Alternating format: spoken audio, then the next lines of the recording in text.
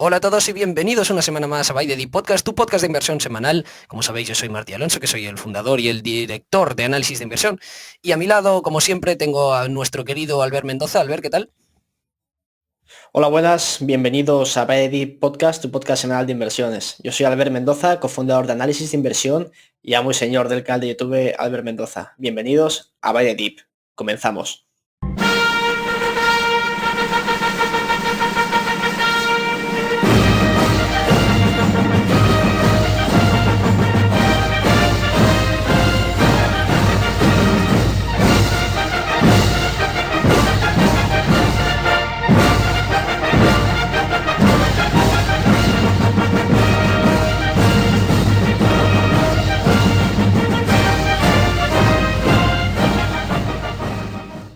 Bien, pues hoy tenemos una de nuestras entrevistas y esta entrevista va a ser un poquito especial porque no es la primera vez que la hacemos. ¿A qué me refiero con eso? Que es la tercera vez. Estamos ahora, el lunes es la 1:30 de la mañana, pero es que eso lo teníamos que grabar ayer y nos metimos ayer por la noche y estuvimos ¿hasta qué hora más o menos estuvimos? Hasta la 1 grabando porque se Hasta, nos hasta, borró. hasta la 1 de la mañana. Hoy Pues es de eso, la tarde, Martí. sí, perdona, sí. Se nos borró, tuvimos que volver a empezar y dijimos, oye, que eso no está saliendo bien y estamos cansados. Pero esta sí, dicen que la tercera va la vencida, así que hoy tenemos el gran placer de presentaros a Roberto. Roberto, ¿qué tal? Hola, ¿qué tal, chicos? Hola, oyentes. No, lo que decíais, ¿no? Que se está haciendo dura la entrevista, ¿no? Se está haciendo de querer, ¿no? Pero lo bueno al final llega. Eso. Nosotros Es somos la más prueba de duros. fuego. Sí. Sí, sí. Bueno, pues empezamos ya sin más dilación. Roberto, ¿te presentas y nos dices quién eres y a dónde vas? Bueno, pues yo soy Roberto Salvador, que soy el director de inversiones de Sabanto Capital, que es a su vez el asesor del fondo Esfera 3 Sabanto. Bueno, en resumen, Sabanto Capital soy yo, con lo cual el asesor del fondo Esfera 3 Sabanto, ¿no?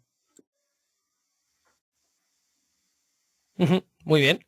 ¿Y nos comentas un poquito en qué consiste Sabanto y cómo se puede invertir en dicho fondo?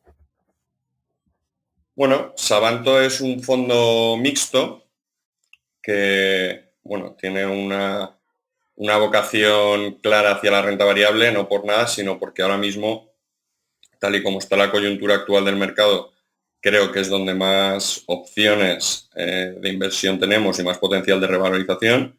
No tenemos nada en renta fija, pero actualmente no lo descartamos. El fondo es un fondo que busca ser un fondo todoterreno eh, dentro de lo que es la renta fija. O sea, no me gustan las clasificaciones de fondos, no me gusta enfocarme única y exclusivamente en un tipo de activo, ya sea growth, value, por capitalización. Es decir, tenemos una cartera muy diversificada, tanto sectorialmente como por capitalización. Me gustaría tenerla más, pero bueno, al final las propias revalorizaciones de las empresas en cartera hacen que se vaya concentrando hacia sectores que lo están haciendo mejor en cada momento, ¿no? Y bueno, de lo que decías de cómo contratar el fondo, pues se puede contratar a través de My Investor, ¿no? Inversis, y nada, es muy sencillo el proceso este. Ujú. ¿Y cómo comenzó tu carrera para llegar a asesorar un fondo? Bueno, yo soy ingeniero civil de formación, ¿no? Lo que era la antigua Caminos. Y durante la carrera, pues yo ya empecé a interesarme por el tema hice un primer acercamiento a la inversión de una forma un poco, pues casual, ¿no? O sea, pues intentando buscar unas rentabilidades, leías expansión y empezabas a interesarte por las empresas, por qué era lo que hacía mover los precios del mercado. Y fue de una forma muy autodidacta. Durante la carrera sí que es verdad que se intentó hacer en la facultad un club de bolsa, que invitábamos a gente que diera charlas y tuvimos un par de cursos con profesores que organizamos, y ahí fue un poco el primer germen, pero yo, claro, yo el inicio de mi carrera profesional fue en el sector de la construcción, ¿no? O sea, yo enseguida me di cuenta que el tema de la bolsa, los mercados financieros, era algo que me gustaba, era mi hobby, y me dije, ¿por qué no intentar enfocar mi carrera profesional hacia este sector, ¿no?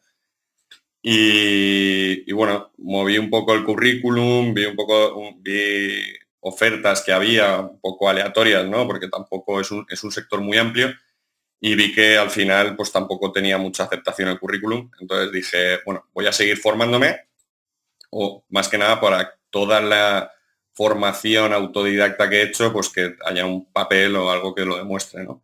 Y empecé el máster en el IEB de Bolsa y Mercados Financieros, que la verdad que es un máster muy generalista, pero a mí me gustó mucho, y fue donde me di cuenta que hasta ese momento estaba haciendo las cosas de una forma ya no amateur, sino aleatoria. Y bueno, a partir de ahí aprender, formarte, y empecé a trabajar en un banco francés. Enseguida, bueno, ahí yo durante ese momento ya empecé, aparte de gestionar mi propio patrimonio, que era poco, pues bueno, a asesorar a familiares, a amigos cercanos en materia de inversión, ¿no? Con pequeñas carteras, hacíamos un poco algo amateur, ¿no? Y por amor al arte. Y durante el trabajo, pues ya la gente se empezó a interesar. Un jefe mío vio lo que estaba haciendo, le gustó mucho y dijo, bueno, pues vamos a ver si ponemos un poco de capital, y te encargas un poco tú off the record de gestionarlo, y a ver qué tal sale. Era mi jefe en aquel entonces, y ahí fue la primera vez que gestioné dinero para alguien que no fuese un familiar, ¿no? Y las cosas iban bien, pero evidentemente eso es la semilla del fondo Esfera Sabanto, pero estaba muy lejos, ni siquiera estaba ideado ni pensado, ¿no? Y bueno, empezamos, yo seguía lo mío en mi carrera profesional, pasé por Project Finance, luego consultoría tecnológica, y hubo un momento que alguien me dijo, oye, ¿por qué no intentas hacer esto de forma profesional y buscas pues la constitución de un fondo, de un compartimento, una SICAV o alguna sociedad en la que puedas hacer esto de forma un poco más, bueno, que sea profesional, y que pudieses cobrar por ello, ¿no? Me empecé a informar, y al final llegué a Esfera Capital. Allí pues me contaron el tema del compartimento, me pedían unos requisitos, yo les conté el proyecto que tenía, lo que venía haciendo, que era un poco cuál era mi historia, y cómo íbamos a captar el capital inicial, que para mí es como lo más complicado. Después de ya un cierto tiempo con una buena fama, por así decirlo, en la gestión, pues bueno, teníamos opciones de levantar un capital superior al mínimo requerido por la CNMV del compartimento, que eran 600.000 euros el mínimo. Pues captamos algo más, y con proyecciones de que si las cosas se iban haciendo bien, pues al final, al ser joven y poder moverse, pues el proyecto y el producto podía seguir avanzando, ¿no?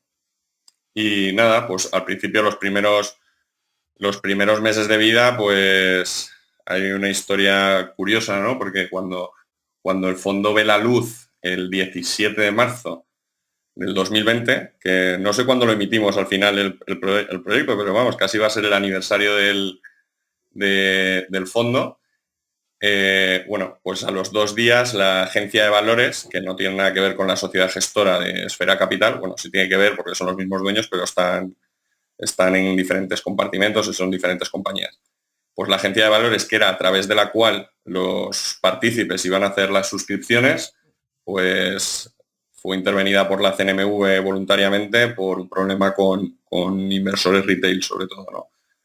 Cuando el gran crash, ¿no? Cuando margin calls volando, la gente apalancada hasta arriba, y bueno, tuvieron ese problema. Entonces, yo me pasé desde marzo hasta junio, que empezaron a llegar las primeras aportaciones, pues bueno, sufriendo un poco, ¿no? Viendo cómo los mercados estaban dando la famosa recuperación en V, y esperando a las primeras aportaciones. Sí que hice algunas operaciones, pero como me decían, de prueba, ¿no? Porque el capital en ese momento eran de 60.000 euros, y yo las operaciones que hacía, pues al final tenía un impacto en gastos de corretaje de más del 1%, ¿no? Si tienes que cumplir con los requisitos de CNMV de concentración, es muy complicado, ¿no? Y bueno, ya en junio, julio empezaron a entrar participaciones importantes y ya pudimos empezar a estar en mercado, ¿no? O sea, yo por eso digo que casi el nacimiento fue en marzo, pero en realidad finales de junio, 1 de julio teníamos unos 400.000 euros bajo gestión, ¿no? Entonces ya era algo que podíamos valorar, ¿no? Ya podíamos hacer ya podíamos hacer compras importantes. Lo que pasa es que, bueno, sí que es verdad que un fondo pequeño al final tiene muchos gastos, tiene un impacto de los corretajes que a medida que vas ganando escala es menor. Pero bueno, muy contentos con la rentabilidad hasta ahora por cerca del 20% y técnicamente es un año, pero oficialmente es un año, pero técnicamente es algo menos, con lo cual muy contentos. ¿Podrías entrar un poquito más en detalle sobre el proceso de recaudar capital? Porque imagino que muchos de los oyentes, pues al final también van a querer algún día gestionar su propio fondo. Y imagino que el mayor problema que encuentran todos los inversores es, oye, yo no soy rico, ¿cómo consigo el capital necesario como para poder crear ya sea un compartimento, una SICAV o un fondo de inversión? ¿Cuál fue el proceso? ¿Cuáles fueron las dificultades? Y bueno, más que nada, ¿cómo lo hiciste? Bueno, al final fue un proceso muy, muy natural, ¿no? Porque yo en ningún momento tenía la intención de hacerlo así. O sea, más que nada porque, pues lo que decís, lo ves como muy lejos y muy imposible, ¿no? Que la gente confíe en ti, pues la verdad que tampoco puedo aportar mucho aquí sobre estrategias para levantar seed capital, más que esfuerzo, ir haciendo las cosas bien. Y yo en mi caso, bueno, hacía lo que me gustaba y no ganaba, no cobraba por ello y la gente quedaba contenta, con lo cual, pues bueno, tienes ese punto de que vas generando una clientela sin tú saberlo, ¿no? Pero es en realidad el punto más complejo, ¿no? Al final no hay una fórmula mágica, ni una página web, ni un foro donde te puedas meter y contactar, salvo que alguien vea lo que estás haciendo, le guste tu producto, le guste lo que haces y se animen, ¿no? Y al final estén convencidos de lo que están haciendo. Pero es un mundo muy complicado, ¿no? Porque a pesar de cuando levantas el capital, tienes que tener muy claro que es lo que hablábamos ahora. Yo ahora mismo con el fondo, y el fondo tiene cerca de 1.100.000 euros, no llega, algo menos, muy poquito menos, de patrimonio bajo gestión, que es muy humilde. El fondo, por el momento eso, ¿eh? Por el momento, pero vivir de esto es complicado. Es complicado hasta que llegas a cierta escala. Yo ahora mismo, bueno, os lo contaba el otro día, pues al principio cuando tú empiezas, estás asumiendo una deuda con la propia gestora porque ni siquiera cubres los gastos fijos de gestión que tiene un fondo, ¿no?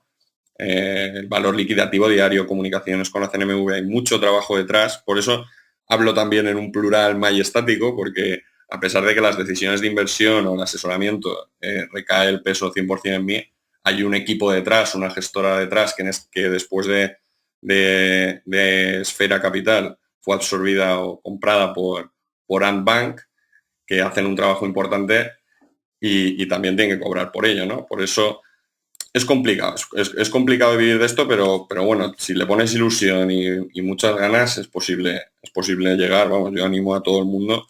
Lo que pasa es que es un camino de espinas, ¿no? Pero bueno, yo siempre lo digo, mira, si yo no ganaré mucho dinero a día de hoy, es evidente que en el futuro pues la intención es seguir creciendo y hacer las cosas bien y que la gente pues le guste el producto. Pero bueno, yo me levanto por las mañanas y hago lo que me gusta, ¿no? Que si me toca el euromillón mañana,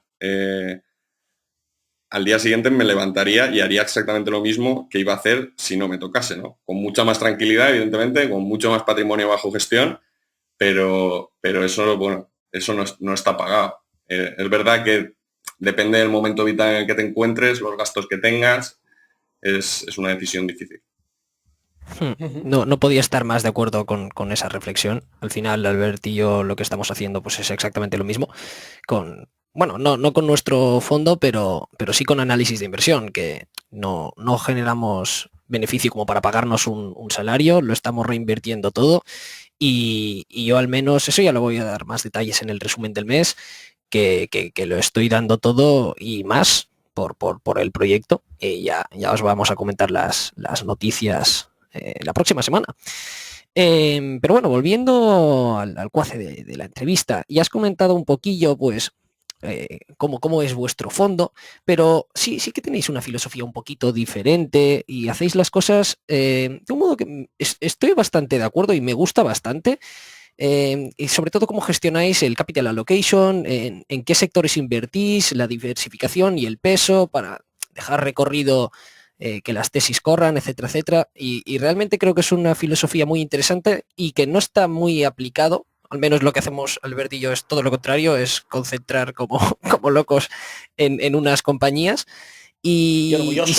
sí, orgulloso. Pero sin embargo, es una opinión que respeto mucho y como está bien justificada, la valoro. Y realmente me gusta el punto de vista. Y no sé si nos lo puedes explicar un poquito y lo podemos desarrollar. Sí, bueno, yo al final me di cuenta que hay un universo de fondos muy grande, ¿no? Pero en el caso de los fondos de autor, eh, el espectro de inversión suele estar muy relacionado con el gestor o el asesor y los conocimientos, formación e historia que tenga, ¿no? Y pues y yo evitaba un poco, o sea, yo mi intención con el fondo es captar toda la rentabilidad histórica que tiene la renta variable o los mercados financieros en global, ¿no? En este caso, más en global. Entonces, es verdad que evitando modas y tendencias, al final a mí lo que me gusta, y como siempre he dicho, el fondo es un fondo todoterreno de gestión patrimonial, me gusta un fondo diversificado. O sea, las clasificaciones de value, growth, en tesis, a mí me cuesta entenderlas, creo que aporta poco y mi intención era salirme de ahí, ¿no? Entonces, no hay a la hora de seleccionar la cartera, no hay una red flag que diga, no, yo solo invierto en microcaps o no invierto en microcaps o yo tengo una tendencia, yo tengo que tener todo compañías que crecen o solo compro empresas que cotizan por debajo de la caja. O sea, creo que todo ese tipo de cosas al final lo que te hacen es asumir un riesgo que no tienes necesidad, ¿no? O sea, porque si lo pensamos en perspectiva, pues claro, en el último año, 2 años, un fondo que solo hubiese invertido en growth y no hubiese invertido y todo empresas de altísimo crecimiento y demás, hostia, disculpa, y solo empresas de altísimo crecimiento y demás, pues la rentabilidad hubiera sido magnífica, ¿no?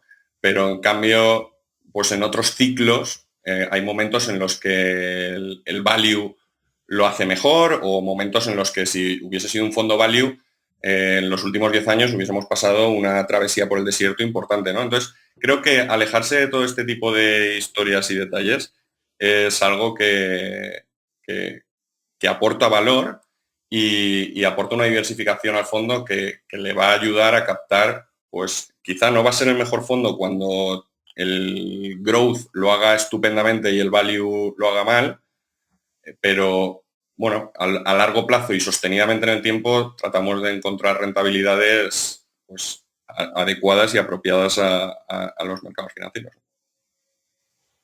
Ujú. ¿Y cómo sería tu opinión en el mercado actual sobre el growth y el value? ¿Qué futuro le ves y qué perspectivas le ves, bueno, a la narrativa actual de que, bueno, que todo sube, el growth es lo único que da rentabilidad y que el value está muerto? Bueno, es que lo primero aquí sería hacer bien las definiciones, ¿no? O sea, porque hay gente que lo tiene muy claro, otra gente no lo tiene tan claro. ¿Cómo definimos growth o cómo definimos value? Yo creo que las definiciones son bastante difusas, los límites no están muy bien definidos y al final es complicado hacer unas apreciaciones así. Sí que es verdad que empresas de un estilo más, lo que todos entendemos como value, lo han hecho mal y hay oportunidades de inversión en todo tipo de empresas, pero hay que entender también cómo, cómo vamos a encontrar esa rentabilidad, ¿no? O sea, no todo en el value merece la pena. Y a lo que voy, por ejemplo, tú cuando haces el proceso de inversión nuestro, mío, en este caso, o sea, le damos muchísimo valor a la narrativa, ¿no? O sea, al final, que lo hablábamos. A mí me importa poco en qué clasificación marketingiana se sitúe la compañía, siempre y cuando pues, la tesis de inversión tenga sentido, ¿no? O sea, ya puede ser una tesis de inversión como cuando se compró Dell Technologies, bueno, que en ese caso nos quedamos con la empresa a precio de... ¿Se escucha un ruido de fondo?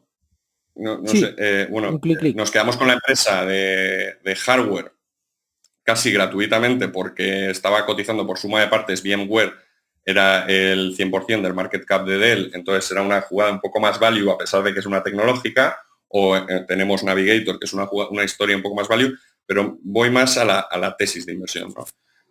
¿Cómo lo van a hacer? Nadie lo sabe, nadie tiene la bola de cristal y al final lo que tienes que hacer es tener una cartera diversificada y en renta variable tratar de aprovechar un poco todos los sectores o las empresas que encuentres infravaloradas y que tengan un potencial de crecimiento alto. En cuanto a eso de la narrativa, me parece que es algo muy interesante y es algo en que la gran mayoría de inversores no le prestamos atención.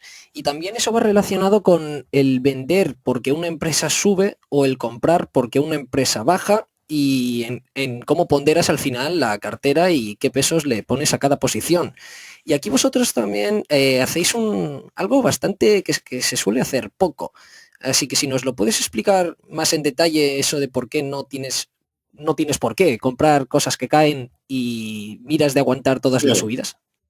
Sí, sé por dónde vas. No. Al final, la elección de los pesos iniciales en una cartera, tú cuando haces una primera compra, pues lo tienes más o menos definido por convicción, ¿no?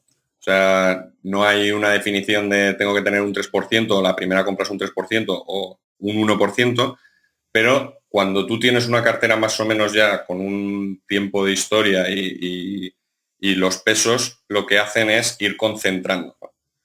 Entonces, a mí, como lo que buscamos es una cartera todoterreno que tenga unas ponderaciones en diferentes sectores, que no haya una sobreponderación en el sector X o Y, al final lo que hacemos es, pues bueno, dejamos correr las ganancias, pero hasta cierto punto, porque si tú lo que haces es dejar correr las ganancias o sobreponderar en pérdidas, lo que estás, desde mi punto de vista, tomando una decisión equivocada, ¿no? Nosotros lo que hacemos es, quizá analizamos empresa por empresa y como nos ha pasado en ciertas empresas que han tenido revalorizaciones astronómicas, pues hacemos un relativo recorte o disminución de la ponderación para evitar que en un momento dado pues el peso de cierto sector, porque suelen ir bastante ligadas, ¿no? Como está pasando ahora con China, que cae todo, pues vaya subiendo, suba de peso, ¿no? Me cuesta mucho no promediar o promierdar, como dicen algunos, ¿no? En algunas empresas de altísima convicción, pero es algo que creo que hay que hacer porque al final te estás quedando con ideas perdedoras o ideas que no están pasando por un buen momento, ¿no? Sí, al final los ganadores siguen ganando y los perdedores siguen perdiendo. Sí, pero tienes que tener mucho cuidado, ¿no? Porque al final, si tú es muy fácil caer en la historia, ¿no? Si, ostras, el YOLO, ¿no?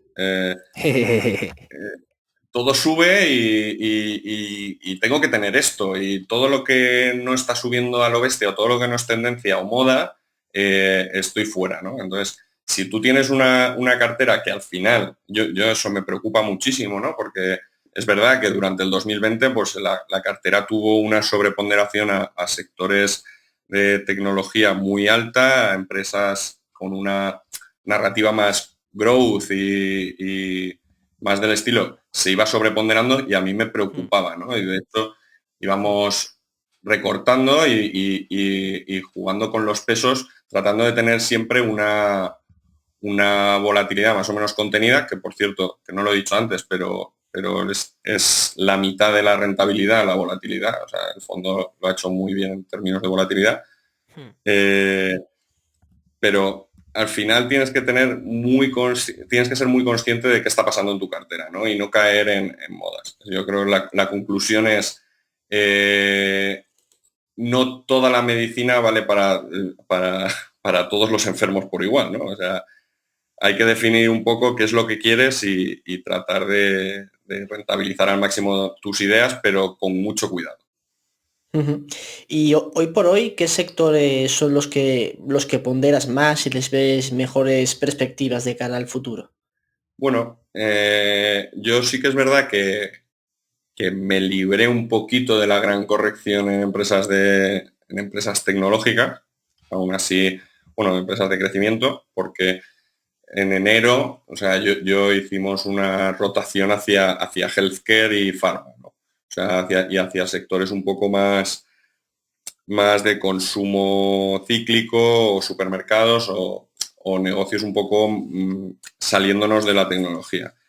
Creo que ahí ahora mismo hay un potencial alto, aún así creo que ha habido muchas oportunidades de entrada en ciertas empresas tecnológicas con precio que nosotros hemos aprovechado, pues como habíamos reducido una posición, hemos aprovechado para ir comprando un poquito, para ir aumentando un poquito la posición después de las grandes correcciones, porque es verdad que hay muchas empresas que yo creo que no, que sí que tienen justificada la caída y otras empresas que en el fondo creo que el mercado no está entendiendo correctamente la narrativa o la tesis, ¿no? Pero sí, yo creo que ahora mismo puede haber muchas oportunidades en el sector healthcare, en managed services y bueno, pharma es un sector que históricamente siempre está barato y tampoco creo que pueda aportar mucho, pero creo que hay que estar. Y en China me parece que están apareciendo ahora ciertas oportunidades. Aunque hay mucha gente bueno, que siempre mira la historia para tratar de comprender el futuro y decir que la historia siempre se repite y hay mucha gente que ve el declive o las correcciones importantes en China como un indicador adelantado de una gran corrección, ¿no? Pero bueno, al final te tienes que abstraer de todo el ruido.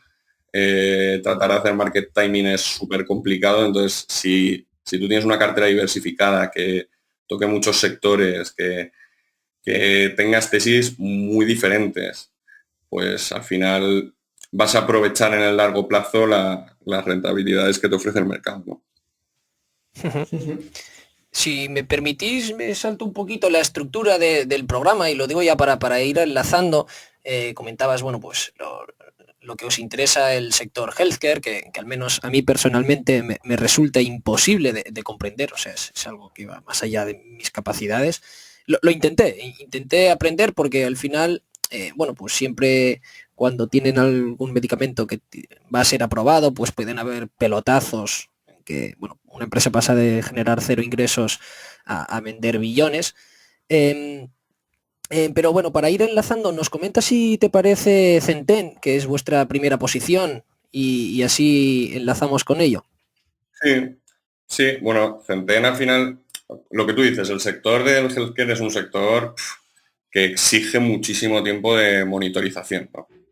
O sea, al final es un sector que, como he comentado alguna vez, parece una telenovela, ¿no? Con muchísimas operaciones corporativas, con unos márgenes que en realidad no son nada atractivos, pero bueno, creo que si entiendes el sector, entiendes la compañía, sabes cuáles son los drivers, creo que ahora mismo está infravalorada. Bueno, Centen es una empresa que está cotizando a 6 veces y media, 6 veces y media free cash flow. Tiene una deuda importante, pero el management está gestionando muy bien el crecimiento inorgánico a través de Money, ¿no? O sea, de hecho, el año pasado compraron Wellcare, que le metió un boost de casi un 50% en facturación, con una reducción, o sea, una mejora de márgenes buena, con que aportaba muchísimas sinergias la compra, ¿no? A mí me gustó mucho y de hecho, y a principio de este año han comprado otra un poco más pequeñita, que es Magellan, que todavía no sabemos cómo va a funcionar y cómo van a gestionar las sinergias y cómo van a aprovechar todo las oportunidades que puede ofrecer esta compra, ¿no? Es una empresa bastante diversificada tiene un porcentaje evidentemente altísimo en Estados Unidos, dependiente de Medicare, ¿no?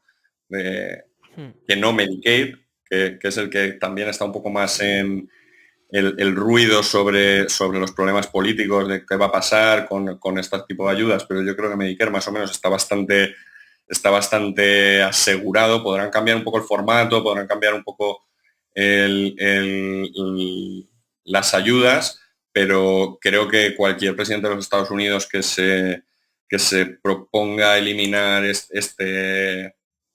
esta política lo va a pasar mal, ¿no? Porque ahora mismo, bueno, para que te hagas una idea, Centene en Medicare tiene 25 millones de clientes, ¿no? De pacientes, sobre más o menos, yo creo que algo menos del 50% de toda la población admisible para Medicare, que es el envejecimiento que está teniendo Occidente, bueno, Europa quizá más que Estados Unidos. En Estados Unidos no se libran, ¿no? O sea, van a tener, la narrativa es un poco en esa línea, ¿no?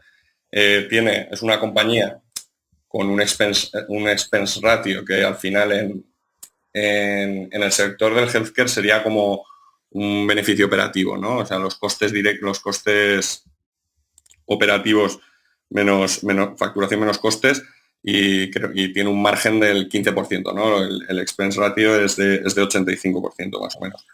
Tiene una deuda que hay que tener en cuenta. O sea, yo en todas las tesis, en lo que más me fijo y en lo que más recomiendo a la gente fijarse cuando invierte en una compañía es en definir los riesgos. O sea, en este caso hay unos riesgos políticos que existen, ¿no? Que son muy difíciles de controlar, porque encima tienes que entender muy bien qué es lo que está pasando allí y cómo funcionan las ayudas de este tipo. Pero bueno, a mí en Centene me preocupan, o sea, a mí en todas las tesis de cartera me preocupa algo. También me preocupa la evolución de los costes generales, de los gastos generales. Me parece que están súper disparados y de hecho lancé una consulta al Investor Relation en ese tema, que si llevaban alguna idea. De hecho, salió ayer o antes de ayer la noticia del salario del 2020 del CEO, que eran 24 millones, que me parece una animalada para la compañía, ¿no?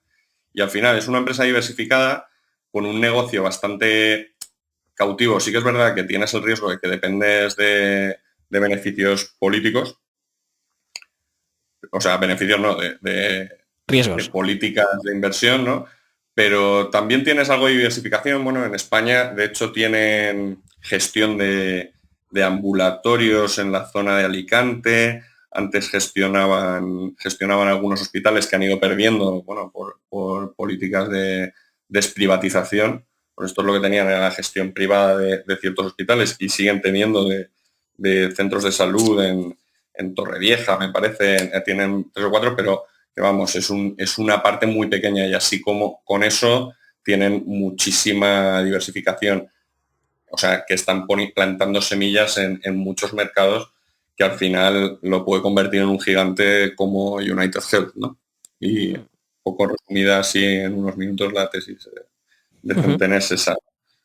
Es interesante lo que comentas del riesgo político, porque al menos, como sabréis, yo soy un foroforo de la saga de Fannie Mae y de Freddie Mac, y la buena gente de la administración Obama, cuando el Congreso, si no recuerdo mal, no le aprobó el Obamacare, pues decidió expropiar a las dos empresas más rentables por empleado de Estados Unidos, que obviamente es Fannie y Freddie, pues para financiar todo su programa y además rescatar a los bancos. Así que el riesgo en ese caso es positivo mientras sigan en conservatorship las Fannies. Nada, es una broma, ¿eh? Es solo como comentario. Yo las intenté entender y ya sabéis que, bueno, el sector financiero y todo esto pues, es un mundo súper opaco, ¿no? Y mola, ¿eh? Que para ganar convicción, ostras, tienes que tenerlo muy claro y dedicarle muchísimo tiempo, ¿eh? Porque tienes que ir casi, bueno, activo a activo sería imposible, pues no tienes A información ver, tienen un balance de de- 6,6 trillones, así que si tienes que ir activo, claro. activo, a lo mejor te Sí, sí, mueres o antes de sea, lograrlo. pero, pero más que activo activo, tipo, yo que sé, es que es tan fácil que te la estén pegando Sí, sí. con cosas que a mí me da miedo, vamos, yo admiro a la gente que le ha puesto valor, bueno, supongo que tendrá mucha más información que yo. Yo no, en el sector financiero me cuesta entrar, ¿eh? Me cuesta entrar salvo hecatombe, ¿no? Salvo que lo veas muy claro y dices, es que con un margen de seguridad altísimo, en el peor de los casos, worst case escenario, sigue estando infravalorada esto es una locura, ¿no? Salvo que veas alguna cosa así, yo no entraría, ¿no? Me costaría. Hmm. Sí, la verdad es que el sector financiero pues tiene bastantes dificultades. Pero dejando el sector financiero, vamos a pasarnos al sector del pescado. Y no, no nos vamos a la lonja, sino que vamos a hablar de Aquabunty, que es una empresa que se dedica a, pues bueno, a farmear salmón modificado, ¿no? Sí, no, bueno, esta es una empresa curiosa y os cuento una historia. Yo en Twitter sabéis que llevo muy poco, no soy nativo de Twitter, no soy nativo de las redes sociales. O sea, bueno, tengo 30 años, pero Twitter la verdad que lo utilicé en su momento para trolear cuando tenía 20 o 20 y pocos a alguien y luego nunca más lo utilicé, ¿no? Y A tengo partir muy de ahora pocos sí, ¿no? seguidores, Nos pero comentaste. ahora voy a empezar o sea, mi idea es empezar un poco a ir contando qué es lo que voy haciendo, un poco las ideas y darle un poco de movimiento al Twitter, ¿no? ¿Cuál es Pero tu cuenta, Roberto? Arroba Sabanto Sabanto Capital. Capital. Lo Pues dejaremos ya en la descripción, dejaremos, pero sí, aún así, lo dejamos ahí ya Sí. en el aire. Pero bueno, puse un tweet cuando compramos Aquabunty y creo que la media de la actividad de mis tweets era visualizaciones 60, 70 y este tuvo 9.500. O sea, 9.500 visualizaciones del tweet. Fue animal. Es una empresa muy seguida, ¿no? Y muy controvertida porque se dedican, bueno, es una empresa que tiene una historia larguísima, ¿no? No sé, más de 20 años de historia de salmones genéticamente modificados, ¿no? Esta gente tiene un par de piscifactorías en la que ellos crían a los salmones que lo llaman, sus salmones modificados, ¿no? ¿Qué ventajas tiene? ¿No? O sea, es una empresa que factura, para poner un poco al oyente en perspectiva, factura en 2020 60.000 euros. O sea, nada, no factura nada y tiene una capitalización de 500 millones de... Ahora ha subido mucho, ¿no? Porque yo cuando la compré que estaba a $6 por acción, ahora está en 7 y pico, ¿no? Pero yo unos 500 millones de capitalización. Lo que tienen es un producto, y volviendo un poco a lo que hemos hablado antes de las narrativas, ¿no? Que lo importante que son en una empresa, aquí creo que la narrativa es la siguiente, ¿no? O sea, tienes un producto que está en un mercado de 17, 18 billones de dólares mundial. Una población, el consumo de proteínas, o sea, el alimento que es el salmón, es un alimento con una tendencia creciente, o sea, simplemente por el crecimiento poblacional mundial, por los hábitos de consumo y los conocimientos que tenemos ya sobre el valor nutricional de ciertos alimentos, el salmón creo que es un activo top. Y tienen un producto, el coste del salmón, uno de los mayores costes es el coste de transporte, ¿no? O sea, porque al final tienes unos costes de transporte brutal porque es un negocio bastante tradicional y esta gente lo que ha hecho es unas piscifactorías en el cual pueden, ya existen algunas piscifactorías de salmones, pero estos tienen un salmón que si tarda en el periodo medio de maduración o de recolectar el salmón o de pescar el salmón para su consumo es unos 26 meses y han conseguido reducirlo a 18 meses. Pero no solo eso, es que en esos 18 meses el consumo de alimento de esos salmones es un 25% menos y crecen a lo mismo. Han hecho pruebas bueno, tienen aprobación en la FDA y en Canadá para consumo y para su venta. En Europa es verdad que es una de las cosas que yo creo que nos va a costar ver, más que nada por el tipo de población y por cómo, y un problema más cultural, ¿no? Tenemos Noruega dentro de la Unión Europea, que me parece que seguramente en el momento de aprobación habrá cierto lobby que haga mucha presión y al final no es muy atractivo. Pero bueno, hay muchas partes en el mundo, está empezando y hay muchas zonas del mundo que todos conocemos hiperpobladas en las cuales una piscifactoría de estas características seguramente vendería al 100%, vamos, o sea, a un precio. Luego tiene una ventaja sobre las piscifactorías de salmón tradicionales, y es que las piscifactorías de salmón tradicionales tienen un payback más o menos en la construcción de unos 14-15 años. En cambio, ellos estiman y calculan que el payback de dicha factoría son 7-8 años. O sea, tiene un producto que es muy bueno. A mí me parece un producto que es muy bueno, que tiene unos riesgos reputacionales altos y que creo que se lo han buscado un poco ellos, ¿no? Porque cuando tú en los años 90 largos dices que estás diseñando un salmón genéticamente modificado, te imaginas al pez de los Simpsons de los 6 ojos, ¿no? O sea, te imaginas ahí algo un poco definido. En realidad, la modificación genética sí que es verdad que de otras formas o natural se ha llevado a cabo en otros tipos de alimentos, ¿no? O sea, hay un poco un lobby en contra del mismo, sobre todo en Europa, y es verdad que puede tener problemas, pero vamos, que a mí la compañía me parece que tiene un futuro espléndido, estaba a precio razonable y claro, es verdad que esta compañía a 4 billones de capitalización ni me lo planteaba comprar, pero surgió la oportunidad que justo cuando empecé a estudiarla y a verla estaba a un precio muy razonable y creo que ha sido un acierto, vamos. Y me gustaría tenerla durante mucho tiempo en cartera, lo que no significa que, tal y como está el mercado con la volatilidad actual, si dentro de 2 meses hace un por 10, pues evidentemente no. Ajustaremos la posición seguro, ¿no? O un por 2, o un por 3. O sea, al final la narrativa y el precio tienes que mirarlo con mucho cuidado, no vale todo a todo precio, ¿no? O sea, hay grandísimas compañías que me gustaría tener en cartera, pero que no tengo por el precio. Y Me un gustaría poco hacer es la un... tesis. Disculpa. Dime, no. Ah, vale, vale. Bueno, más que nada me gustaría hacer un par de comentarios sobre esa compañía, Aquabondi, que me parece, bueno, es una tesis muy diferente y muy interesante.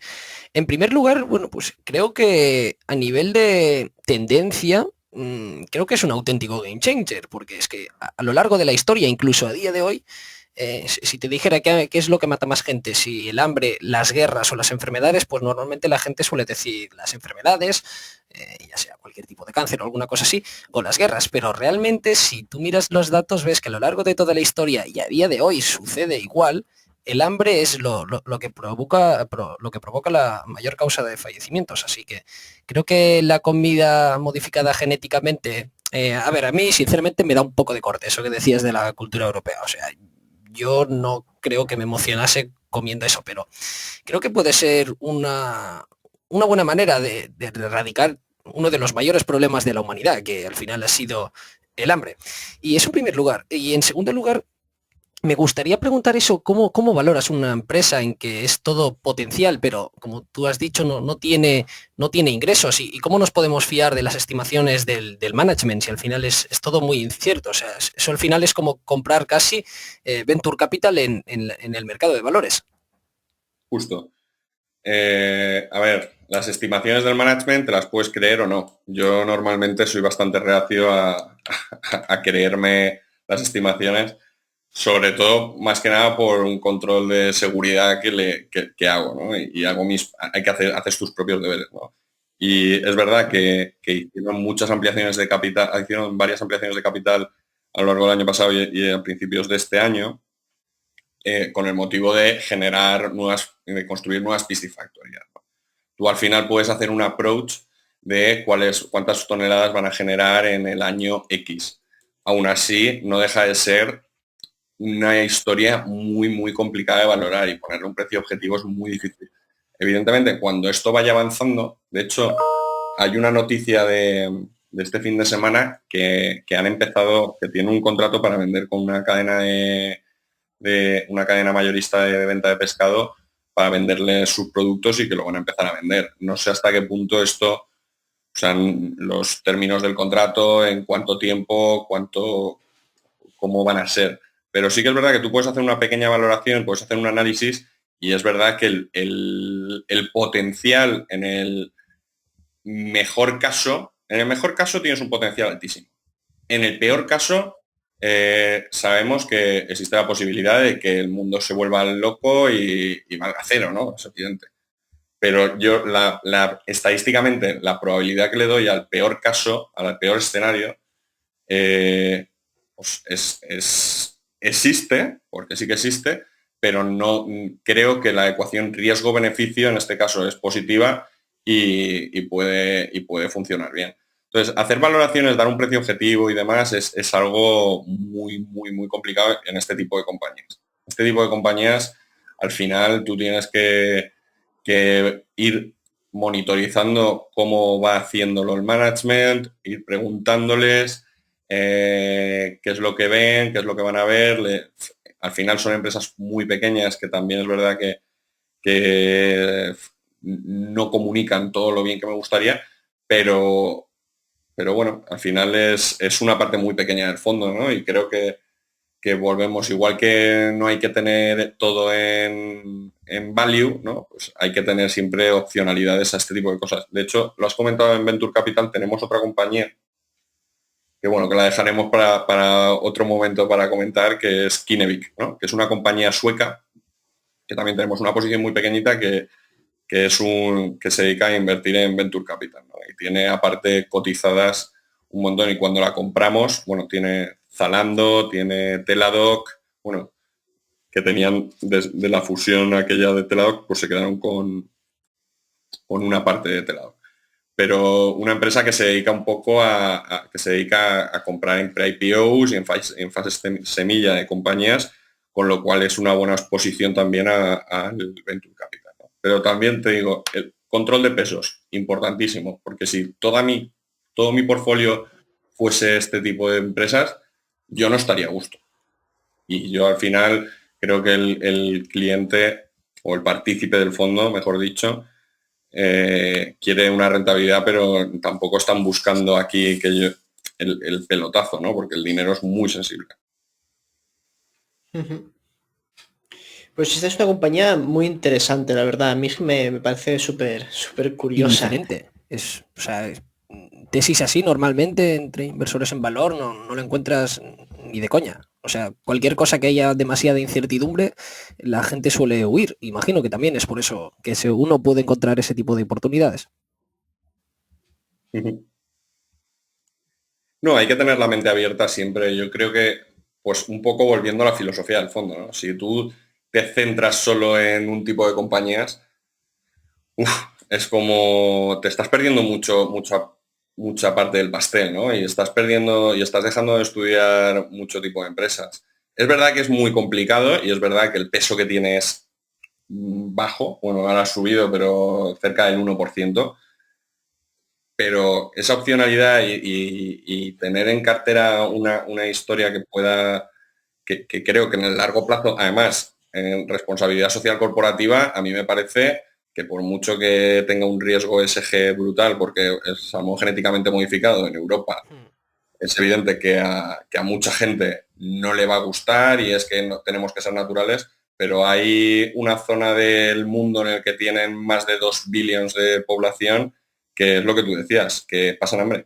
Incluso en muchas zonas o sea, pueden hacer una labor por erradicar parte del hambre, ¿no? O sea, o mejorar un poco el mix nutricional de muchas zonas mundiales que no son que no tienen tanta suerte como quizá podemos tener en Occidente, ¿no? Roberto, tengo una pregunta sobre la compañía que me ha venido ahora a la cabeza y es por curiosidad. Y no sé si quizá la compañía se ha planteado qué impacto tendría si uno de estos salmones modificados se introdujese en el medio natural. De hecho, lo han pensado. O sea, lo tienen analizado. Los salmones están esterilizados. Son todo hembras esterilizadas. Entonces, cuando no existiría posibilidad de reproducción en el medio natural. Está pensado. Ujú. Vale, pues sí, porque digo, algo También tendrían ellos, que haber pensado, es de los riesgos más... sí, sí, sí. También ellos lo piensan, ¿no? Llevamos un trabajo aquí por detrás. Si esto Sí, si como ahora se todos los esparza. salmones crecen un 70% más rápido y comen menos comida en el Atlántico, pues menuda gracia, ¿no? Pero Adiós a la empresa. sí, sí. No, está pensado, está pensado. Pues Pasamos bueno, ya a la... pasamos a la... Sí, Eso, Martín. di. Que nos solapamos, que nos Sí, solapamos. sí. Iba a decir de pasar a la siguiente tesis, creo que tú también. Sí, qué curioso, ¿eh? Iba a decir exactamente lo mismo. Ujú. ¿La dices Vamos a tú? Corsair. Sí, a ver, que nos hemos quedado un Sí, poquito pillados. La siguiente empresa es Corsair, que es una empresa de fabricación de hardware especializada en gaming, si no recuerdo mal, ¿no? Sí, sí, bueno, Corsair fue una posición, o sea, la tesis de inversión, ¿no? Yo cuando empecé con Sabanto tenía mi portátil y al final, como en la oficina, quería tener un sobremesa porque el ordenador ya no daba para más, ¿no? Y entonces un amigo me comentó, tío, mira, cómpralo por piezas, porque si vas a necesitar y si compras por piezas el ordenador te va a salir mucho mejor, compras y te puedes hacer un ordenador muy potente a un precio muy razonable, ¿no? Y yo pues con mi poca experiencia en esto le dije, vale, él es informático y sabe de lo que habla, y yo decía, mira, tú dime lo que quieres que compre. O sea, él me preguntaba, ¿tú qué quieres? Y yo, mira, lo mejor, relación calidad-precio. En ciertas cosas, yo quiero lo mejor. Digo, porque ya que me voy a ahorrar dinero, pues bueno, pues si es por componentes y como me ahorro la mano de obra, pues mira. Y entonces empecé a ver que muchos de los componentes del ordenador eran de Corsair.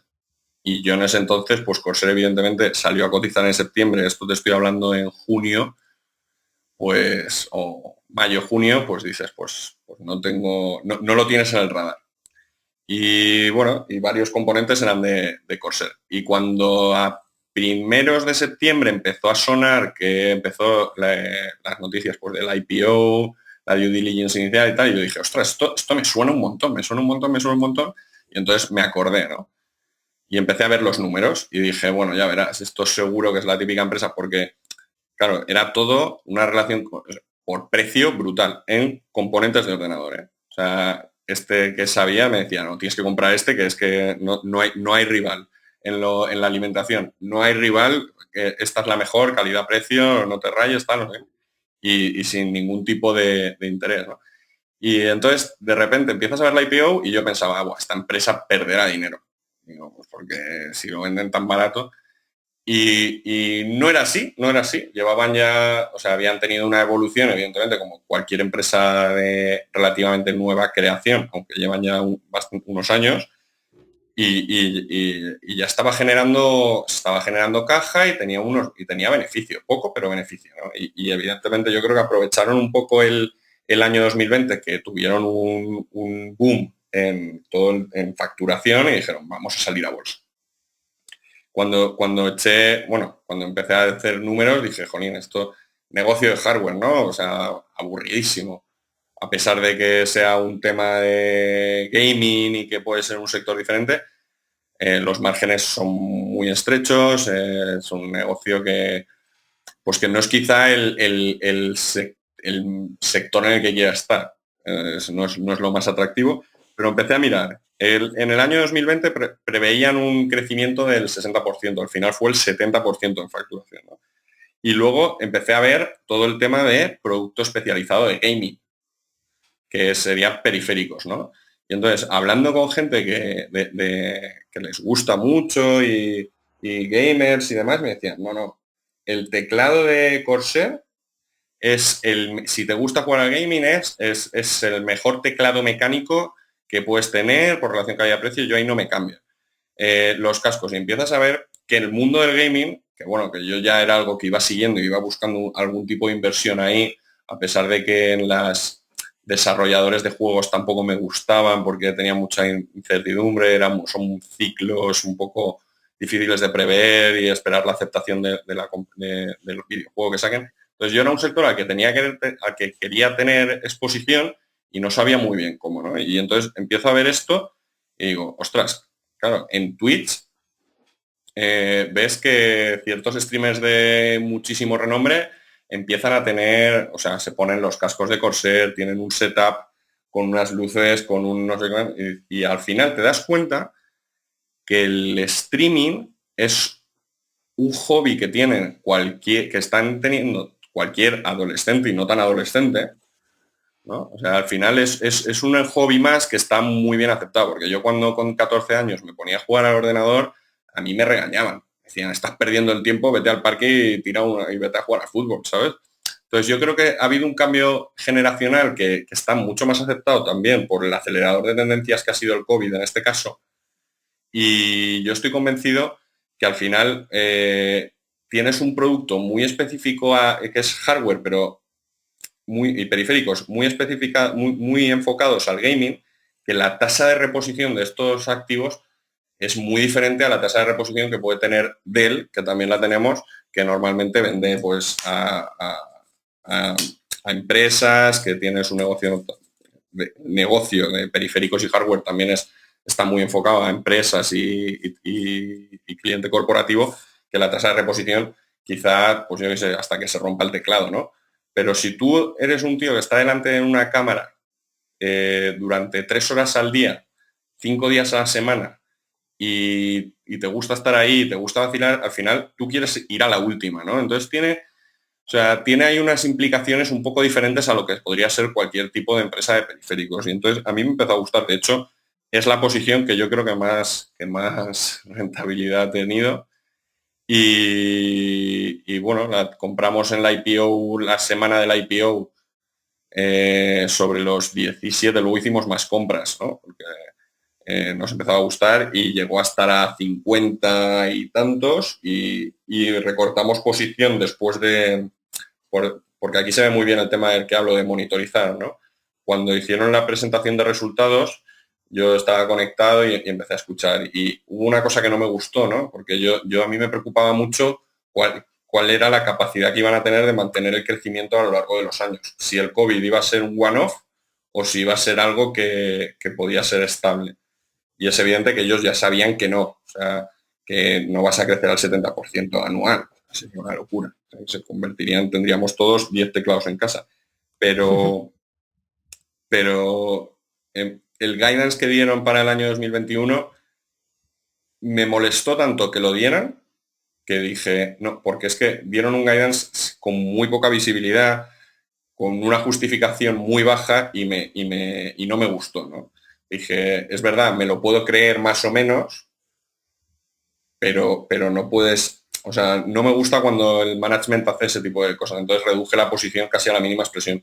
Y después de toda la vorágine que ha habido en este tipo de empresas un poco más de moda, crecimiento y tal, se ha vuelto a quedar unos precios, se volvió a caer por debajo de 30 y hemos armado un poquito más la posición.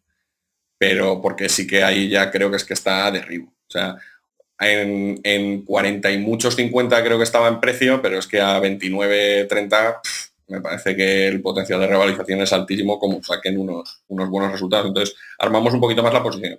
Siempre controlando un poco pues esas posiciones que no se nos vaya de las manos, ¿no? Para los oyentes que no habéis leído a Peter Lynch, el libro de Un paso por delante de Wall Street, esto es el resumen. Básicamente, comprar cosas en las que tú te fijas, lo que decía Roberto, pues él haciéndose su ordenador, pues descubrió una empresa. Y así es como lo hacía el bueno de Peter Lynch, que por cierto, hay una anécdota que me gustó mucho, que se ve que llegó tarde a la boda de su hermano o de su hermana, una cosa así, por mirar empresas de ese tipo. Nada, me parecía gracioso. Y bueno, cambiando, es que vuestra cartera realmente es increíblemente variada. Hay muchísimas cosas, pero me destaca y el amor particular que me está llevando ahora mismo es Brookfield Asset Management. Es una empresa increíblemente grande, está gestionando unos 300 billones más o menos.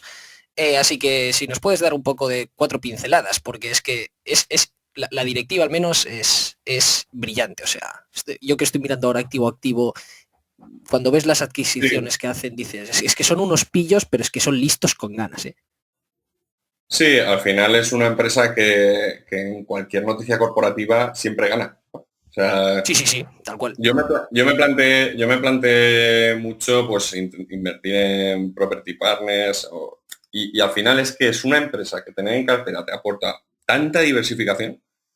O sea, es que te aporta tocar tantos palos que es complicado. Bueno, hay muchas similares, pero al final, bueno, pues analizando una a una, incluso ves KKR, pero dices, jolín, es que empiezas a ver y dices, alguna metedurita de pata han tenido estos, ¿no?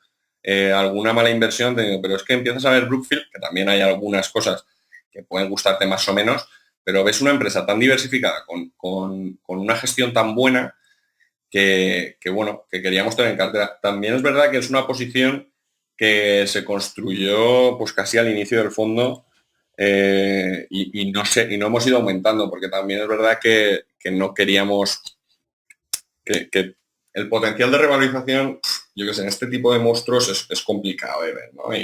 Pero bueno, al final para tener una exposición a tantos tipos de sectores, tienes renovables, tienes real estate, tienes hasta Venture Capital, tienes es un asset manager brutal. O sea, a mí me parece una compañía que es para estudiar. Eso sí, si quieres tener una posición muy importante, desde mi punto de vista, exige un tiempo tremendo de estudio y de monitorización. O sea, Sí.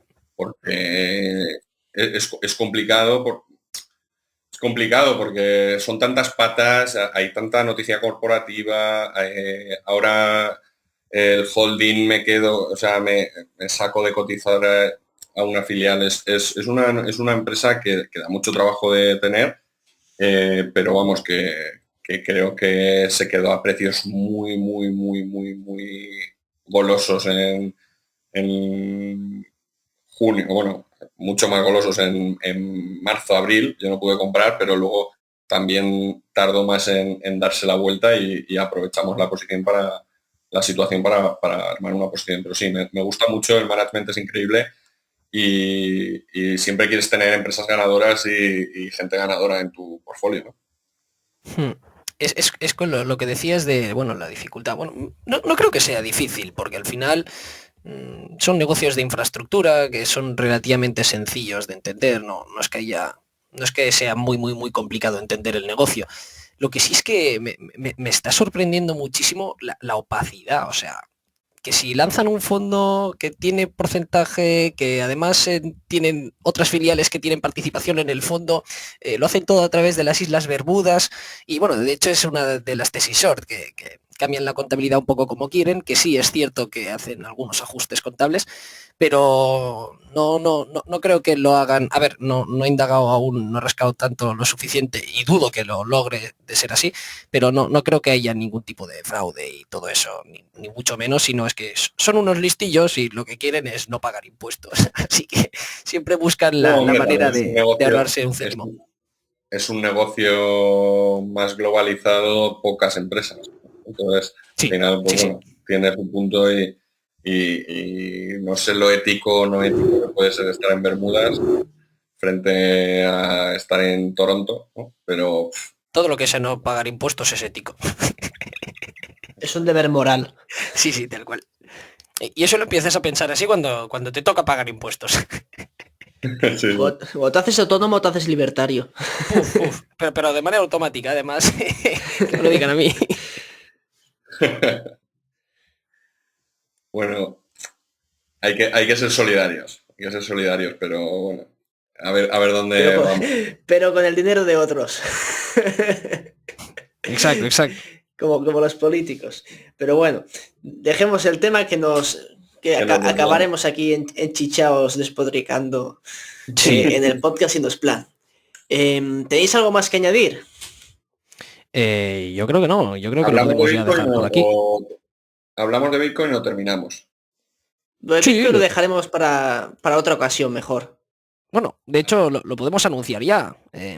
Que con Roberto se va a estrenar el podcast para los Patreons, que va a ser un capitulillo muy interesante también y vamos a comentar cosillas que os gustarán. Bueno. Y bueno, por último, ¿cómo te pueden contactar? ¿Puedes recordar cómo contactar el fondo y cómo pueden contactarte?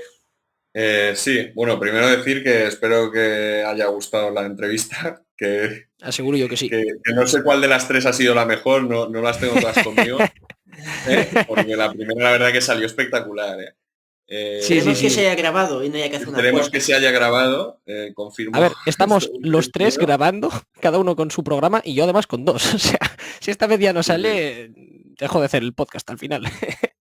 Y nada, agradeceros a vosotros el tiempo, a los espectadores espero que os guste y nada, si me queréis contactar, pues a través de la página web sabantocapital.com, ahí está mi teléfono y mi correo, o a través de Twitter, que he hecho una promesa ya a mucha gente de actualizarlo más a menudo y ir informando sobre el fondo, y la gente que tenga dudas, pues nada, a través de Twitter, a través del correo, si me quiera contactar para profundizar un poco más en el fondo, o ver un poco la idea, mis ideas, o simplemente charlar un poco de mercados y demás, bienvenidos y trataré de contestar a todos. Bueno, pues entonces esto ha sido todo por el episodio de hoy. Recordad darle a like en cualquier plataforma que nos estéis escuchando, y si nos escucháis sin una, ir a las otras y darle like también. Comentarnos qué os ha parecido la entrevista, sugerencias para próximas entrevistas, y nos vemos en el siguiente podcast. Recordad, Bye the Deep. Espera, yo voy a cortarte. Antes de despedirnos, suele decir y recordad que nos sigáis en Instagram, en el canal de YouTube y todo eso, sobre todo en Instagram, que le estamos dando mucha caña, y en TikTok si os aburrís también. Y nada, ahora sí, disculpa por pensar que lo dirías tú, Albert. Sí, lo he querido recordar. Espero que no te moleste. No pasa nada. Recordad, Bye the Deep. Chao. Adiós. Chao. Bien, ha quedado muy bien. Pues yo he cortado, el cantasia lo he